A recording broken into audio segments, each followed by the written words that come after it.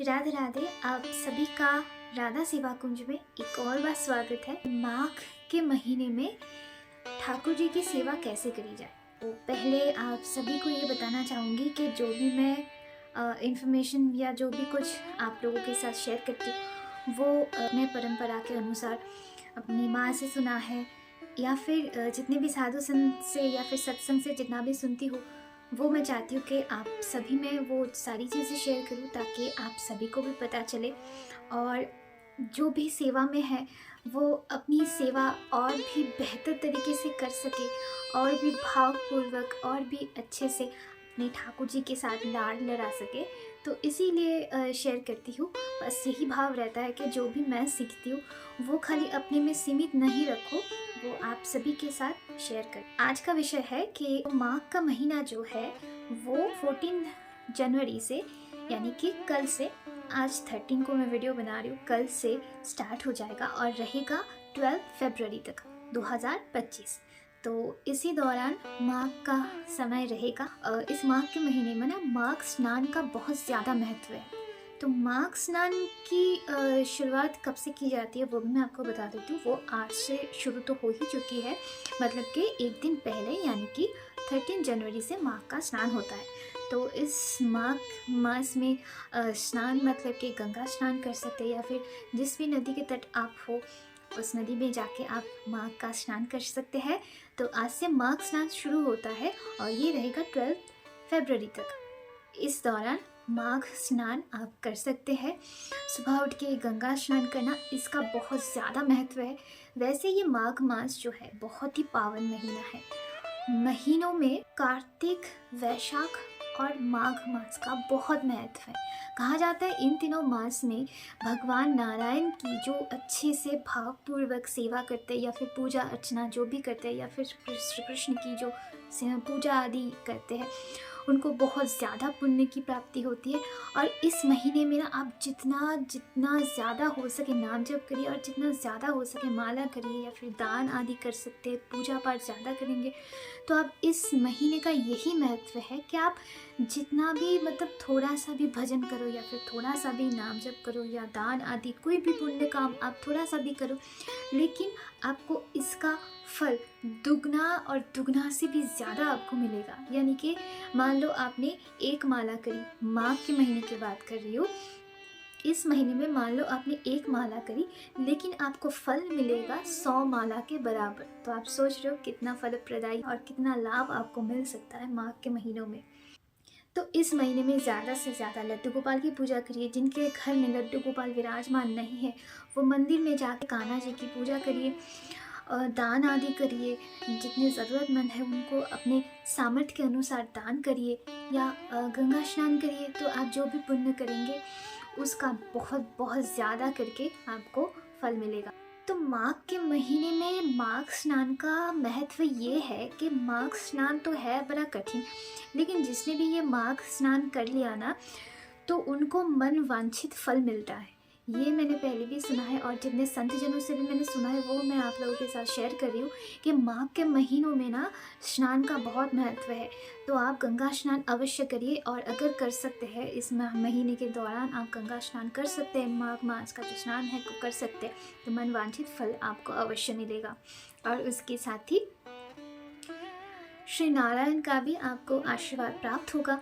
तो जिनको श्री हरि का आशीर्वाद प्राप्त हो उनको और क्या ही चाहिए, उनको और किसी भी चीज़ की ज़रूरत ही क्या है। वैसे ये भी कहते हैं कि ये महीना जो है ना कान्हा जी का बहुत प्रिय महीना है। और इस महीने में ना जो भी कान्हा जी की पूजा करते हैं या फिर श्री नारायण भगवान का पूजा करते हैं और गंगा स्तुति, खासकर आप अगर गंगा स्तुति करते हो, गंगा स्तोत्र पाठ करते हो, गंगा तट में जाके गंगा स्तोत्र का पाठ करते हो तो आपको श्री हरि का आशीर्वाद मिलता है। और उन्होंने भी ये कर लिया, उनको जन्म और मृत्यु के इस चक्र से मुक्ति मिल जाती है, मतलब कि मोक्ष प्राप्त हो जाता है। तो ये मौका बिल्कुल मत छोड़िए, जितना ज़्यादा से ज़्यादा हो सके पुण्य अर्जित करिए, इस महीने का भरपूर लाभ उठाइए। तो माघ के महीने में माघ पूर्णिमा का बहुत ज़्यादा महत्व है। माघ पूर्णिमा आएगा आपका 12 फरवरी। 12 फरवरी को माघ पूर्णिमा मनाया जाता है। उस दिन कहते हैं कि भगवान चंद्र अपने 16 कलाओं से सुशोभित होके एकदम अमृत की वर्षा करते हैं। और जिनको जिनको ना जैसे ग्रह दोष होता है, जैसे कि चंद्र ग्रह का दोष या फिर सूर्य ग्रह का दोष वगैरह आदि जिनको भी है, तो वो अगर इस पूर्णिमा में व्रत रह के वो पूर्णिमा का पालन करता हो तो चंद्र दोष या फिर सूर्य दोष से भी मुक्ति मिल जाएगी और साथ ही साथ श्री हरि का आशीर्वाद प्राप्त होगा। जिनके ऊपर श्री हरि का आशीर्वाद रहता है उनके ऊपर कोई दोष आदि प्रभाव नहीं करता है। जितने भी सारे ग्रह दोष क्यों ना हो वो सारे हट जाते हैं। तो अब बात करते हैं कि माघ के महीने में कान्हा जी की सेवा कैसे करें। जैसे हमारे घर पे लड्डू गोपाल स्थापित किए हुए हैं, तो जिनके जिनके घर में लड्डू गोपाल है तो अब माघ के महीने में ठंड तो रहती ही है। जहाँ कहीं ऐसी जगह है, जैसे कोलकाता में इतना ठंड तो रहता नहीं है, लेकिन कोलकाता से बाहर जितनी भी सारी जगह है वहाँ पे अगर बहुत ज़्यादा ठंड, तो ठंड के सीज़न में तो कान्हा जी की खूब सारी सेवा करना आप। जैसे कि सुबह उठने से हम कान्हा जी को जैसे पहले गरम गरम दूध पिलाते हैं, तो गरम दूध पिलाइए पहले उनको, अच्छे से गरम पोशाक आदि ये सब पहनाते हैं, अच्छे से उनका शयन हो ये हम देखते हैं। तो हम दूध का भोग लगाते हैं, ज़्यादा से ज़्यादा थोड़ा गर्म चीज़ों का भोग लगाइए, जैसे गर्म दूध का भोग लगाइए। और जैसे दूध का भोग लगा रहे हो तो उसमें थोड़ा सा शहद डाल के या फिर केसर का उपयोग कर सकते हैं। केसर बहुत गर्म होता है, सर्दियों के सीज़न में केसर बहुत बहुत अच्छा होता है। तो अपने लाला को दूध में अच्छे से केसर डाल के उसको मिला के उसमें से थोड़ा शहद डाल के मिला के अच्छे से पिलाइए। और बादाम आदि और जितने भी सारे ड्राई फ्रूट्स हैं ना उसका भोग लगाइए, क्योंकि ठंड के मौसम में ना दूध में बादाम किशमिश ये सब भिगो के अगर आप लाला को पिलाएंगे तो उसको बहुत गर्म महसूस होगा और उनको बहुत अच्छा लगेगा। जब आप लड्डू गोपाल को स्नान कराते हो, इतना गर्म पानी से नहलाते हैं हम, गर्म पानी या फिर गुनगुना गर्म हो या फिर गर्म पानी में ठंडा पानी मिला के उसको गुनगुना करके फिर ही हम नहलाते हैं।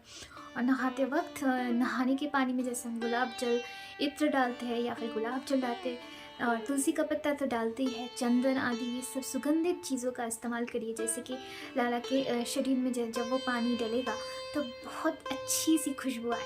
मैं जब अपने लाला को नहलाती हूँ तो ये मेरा थोड़ा भाव रहता है कि अब ठंड का मौसम है तो लाला की त्वचा तो वैसे ही बहुत कोमल है, तो और भी मतलब कि ठंड की वजह से थोड़ा रूखा ना हो जाए त्वचा, तो इसलिए मैं थोड़ा सा मलाई जो होता है ना दूध का मलाई वो मैं पहले उठा के रखती हूँ। उससे लाला के शरीर में अच्छे से मलाई का लेपन करके फिर मैं लाला को अच्छे से मालिश करके फिर मैं नहलाती हूँ। और या तो फिर सुगंधित तेल रहता है, बहुत अच्छी सी खुशबू देती है, उस सुगंधित तेल से पहले मालिश करा के फिर मैं लाला को नहलाती हूँ, ताकि लाला की त्वचा और भी मुलायम सा मक्खन सा रहे। ऐसे ही उसका शरीर जो है मक्खन सा ही है, लेकिन फिर भी थोड़ा ध्यान तो रखना पड़ता है, तो ऐसे थोड़ा ध्यान रखिए। और इस माघ के महीने में ना केसर का ज़्यादा इस्तेमाल करिएगा। केसर का तिलक हो या फिर केसर की कोई भी मिठाई हो, दूध पे खासकर केसर इस्तेमाल करिएगा। और माघ के महीने में कहते हैं कि तिल दान करना बहुत बहुत अच्छा होता है, बहुत शुभ होता है। अगर आप तिल का दान करते हो तो तिल का दान तो अवश्य करिए, लेकिन अपने लाला को तिल से बनी हुई मिठाई ही ज़रूर खिलाइए। तिल का लड्डू जो होता है, तिल का लड्डू या फिर किसी भी मिठाई में तिल का इस्तेमाल करके उसका आप भोग लगाइए कान्हा जी को, तो बहुत शुभ है। वैसे ही तिल दान बहुत शुभ होता है।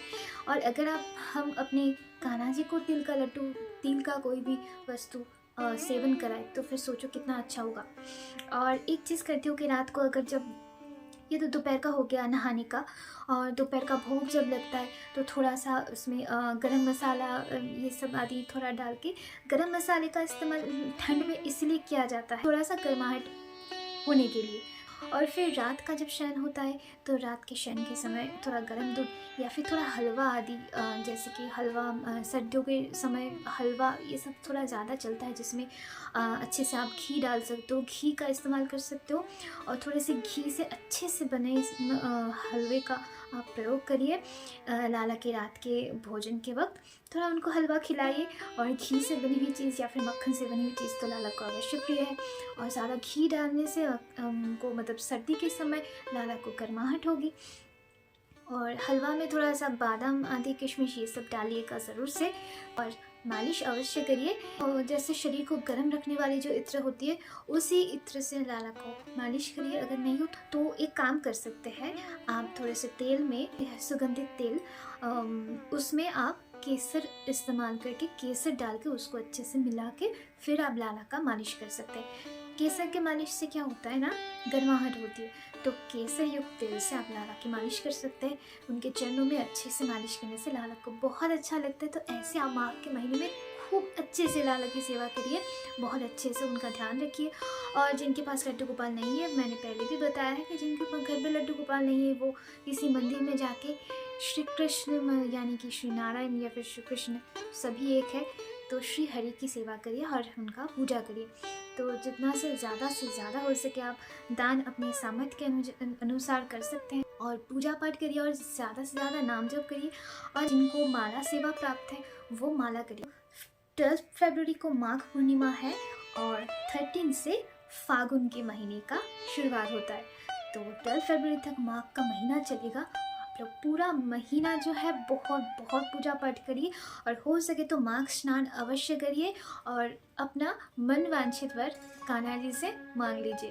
तो चलिए, ये था आज का वीडियो। मिलते हैं नेक्स्ट वीडियो पे। तब तक के लिए आप सभी बहुत अच्छे से रहिए, बहुत नाम जप करिए। मिलते हैं नेक्स्ट वीडियो पे। राधे राधे।